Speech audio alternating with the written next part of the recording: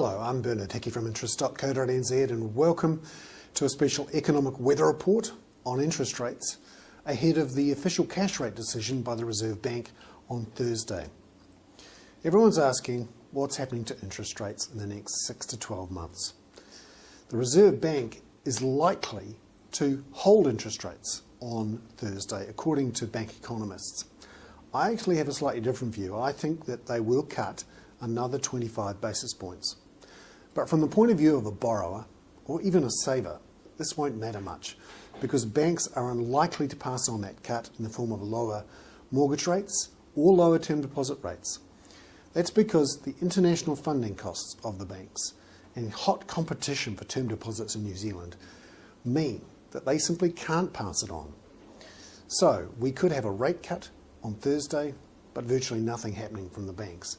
In fact, all the action we've seen from the banks in the last couple of weeks has actually been increasing rates, particularly for mortgage rates at the longer term, 3, 4 and 5 years. Some term deposit rates have also risen. Now this is because internationally on wholesale markets, people are worried about increased amounts of government borrowing and higher inflation down the track.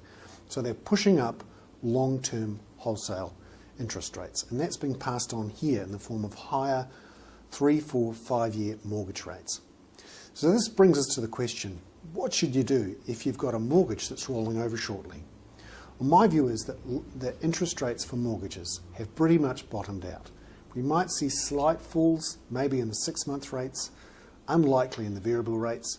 That means you're pretty safe, I think, to move into a fixed rate mortgage over the next 6 to 12 months. You won't lose that much in terms of lower interest rates, because interest rates in New Zealand have pretty much bottomed out.